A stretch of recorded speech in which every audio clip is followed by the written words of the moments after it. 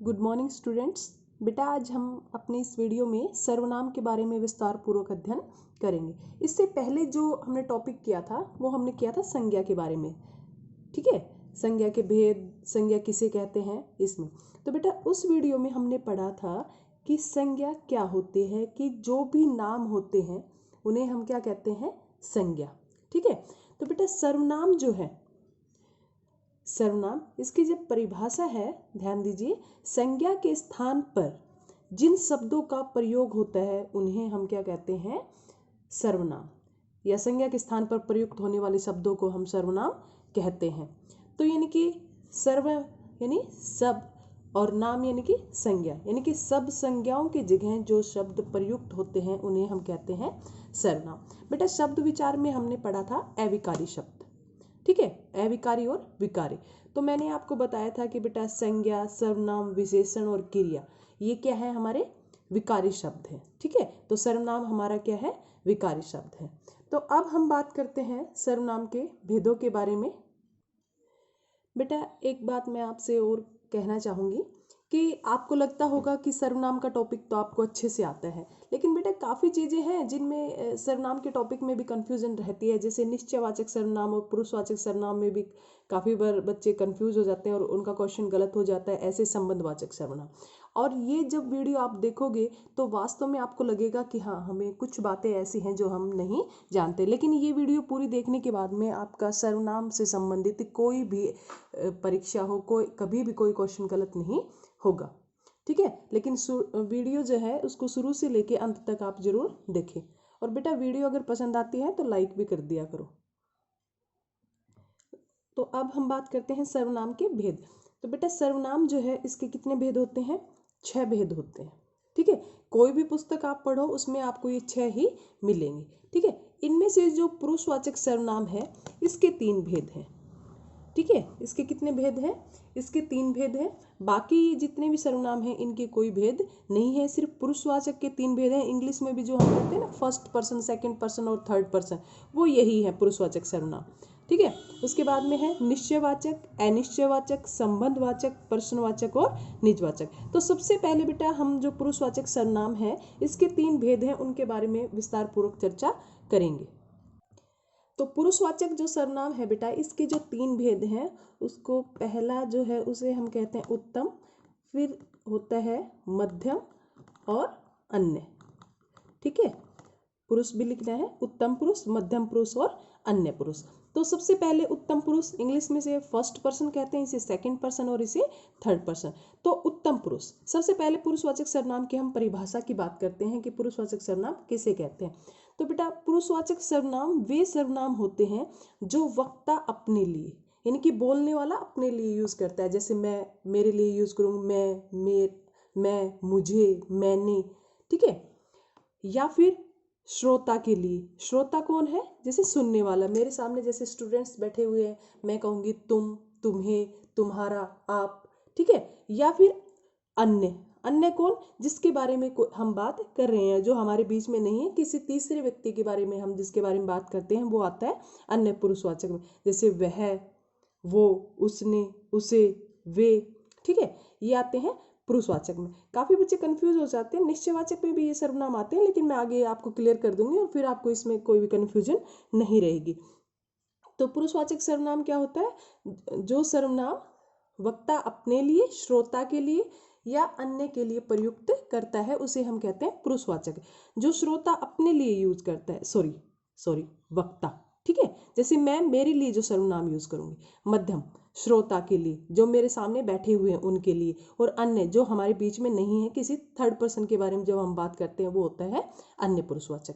ठीक है बेटा, तो इसके एग्जाम्पल जैसे कि हम लेते हैं उत्तम पुरुष, मैं, हम, मैंने। इसमें जो बहुवचन वाले सर्वनाम भी होते हैं, जैसे मैं, मैंने, हम, हमें।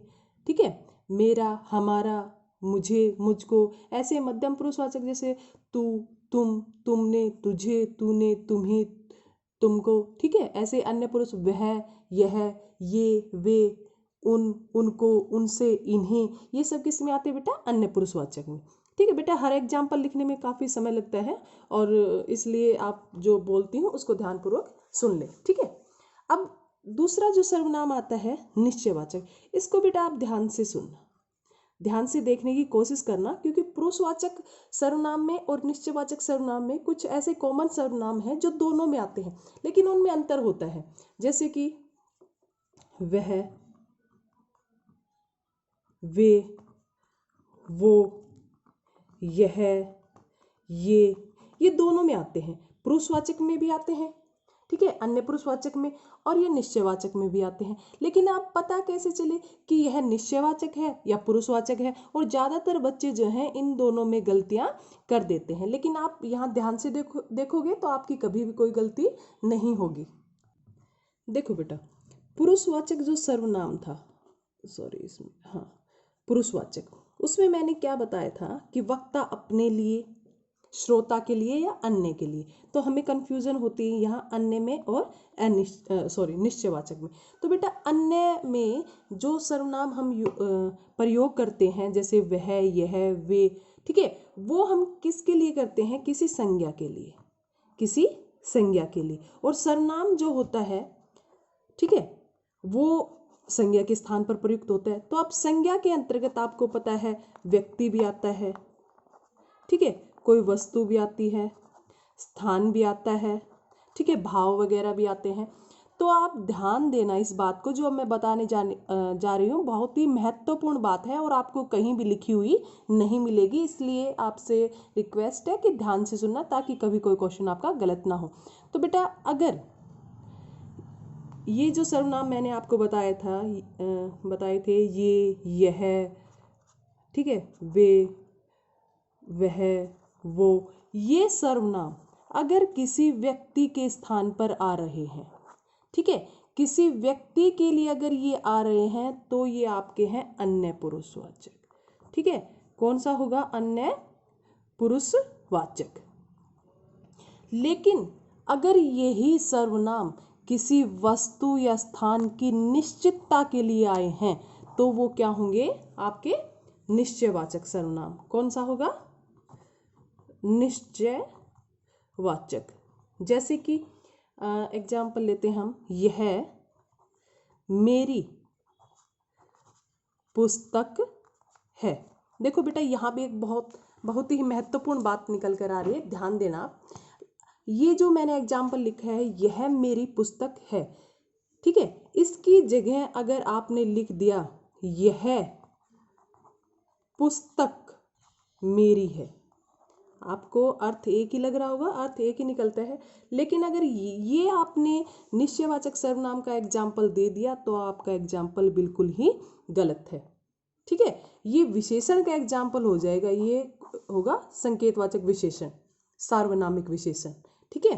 तो आपको इस बात का ध्यान रखना है, अगर आपने सर्वनाम के ठीक बाद कोई संज्ञा लिख दी, तो ये सर्वनाम नहीं, फिर ये विशेषण रहेगा। तो ये जो है निश्चयवाचक निश्चयवाचक सर्वनाम का उदाहरण है, ये गलत है आपका, ठीक है। इसके बारे में हम विशेषण में विस्तार पूर्वक अच्छे से चर्चा करेंगे, तो अभी आपको कंफ्यूज नहीं होना है, फिलहाल आप इसी पे ध्यान दीजिए। तो यहाँ ये जो है ये निश्चयवाचक है, और ये किसके लिए आया है? ये पुस्तक के लिए आया है, ठीक है। किसके लिए आया है? ये पुस्तक के लिए आया है। लेकिन पुरुषवाचक में ऐसा नहीं होता। जैसे मैं कहूँ कि वह क्यों नहीं आया, ठीक है, तो इसमें क्या है कि यहाँ वह जो है वो किसी व्यक्ति के लिए आया है, लेकिन यह, वह, ये, वो किसी वस्तु या स्थान के लिए आते हैं, तो ये निश्चयवाचक सर्वनाम होंगे, किसी वस्तु या व्यक्ति की वस्तु या स्थान की निश्चितता के बारे में बताते हैं, ठीक है।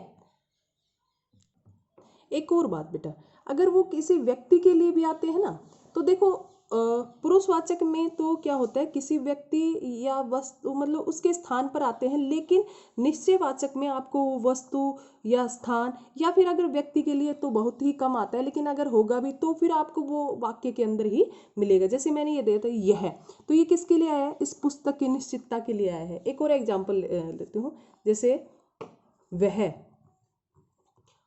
उनकी मेज है, तो यहाँ पर वह जो है वो मेज के लिए आया है, इसकी निश्चितता के लिए आया है, तो वाक्य में ये भी जिस चीज़ की निश्चितता के लिए आया है वो भी आपको जो है संज्ञा वहाँ वाक्य में मिलेगी। ठीक है, जैसे कि ये, मेरे, जैसे कि कुछ भी लगा लो, जैसे हथियार, ये मेरे हथियार हैं, तो ये किसके लिए है? हथियार के लिए।